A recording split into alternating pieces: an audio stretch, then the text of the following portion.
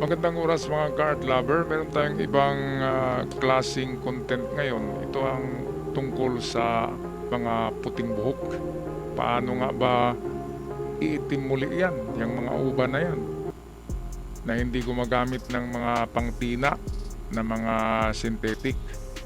At ang pangtina na ito, maniwala kayo sa hindi, ay dahon lamang ng bayabas, ay iitim daw ang ating buhok. Ito, atin na panoorin ang video o magkaroon kayo ng maitim daw na buhok at kabataan ng buhok. Ito'y madaling paraan daw, dahon lang ng bayabas. Kaya ito, pakinggan natin ang video courtesy ng ating ka-vlogger. Sa hair follicles ay humihina o namamatay. Palakas sa buhok. Oops. Sa hair follicles ay ano ba to? humihina o Sandali, namamatay. Palakas sa hair.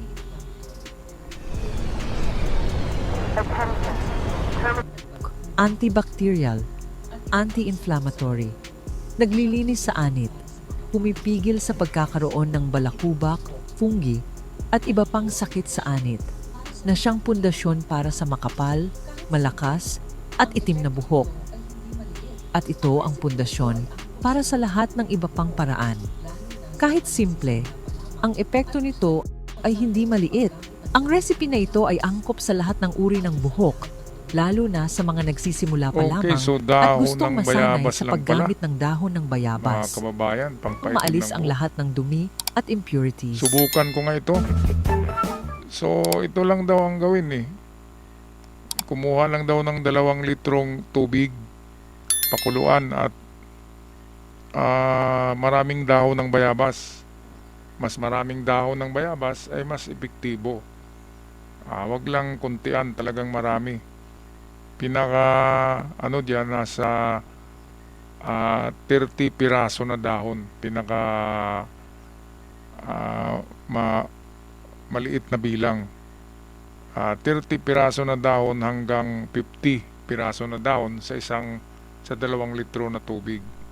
Ang dami naman. Baka 2 baso. Kasi ay video to eh. Siguro 2 baso lang kasi ipapahid mo lang eh. Mali yung 2 litro. So 2 baso na tubig, 50 kadahon na bayabas. Pakuluin ng 15 minutes at hayaang lumamig.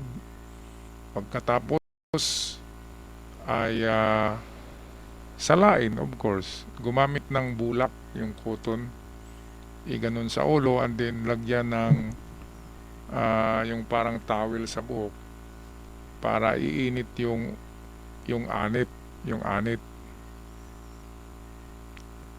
So mas maganda ay haluan ng coconut oil pagkatapos ng paglagay ng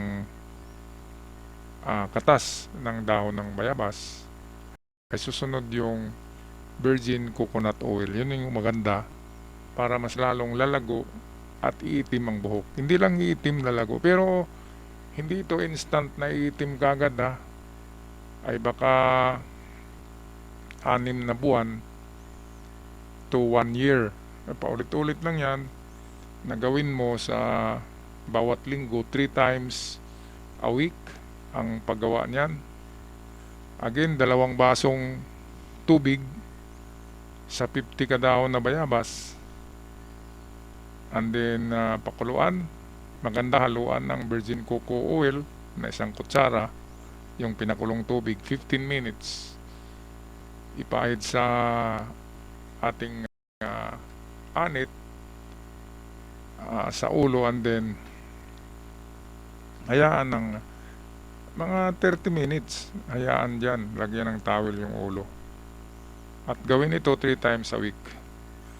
At huwag ka agad mag-expect na 1 week ay itim ng buhok, hindi ganun kabilis. Kasi ito'y organic, dahon lamang eh.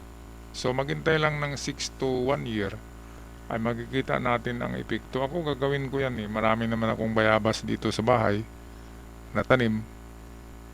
Kaya ito ang maganda kasi hindi masisira yung anit ng ating buhok, di ba? Kasi kung bibili tayo ng mga pangtina, ay makati, di ba? Ako nagtitina na rin ako eh. Sobrang kati. Kaya itong natural remedy, dahon ng bayabas, subukan natin, mga card lover, mga kababayan. Alright, so sa mga bago pa lamang sa channel, huwag kalimutan mag-subscribe. Maraming salamat, malaking tulong. At sa aking mga followers, kilala ko kayong lahat, mga avid followers, maraming salamat. Hanggang sa muli, paalam at ingat.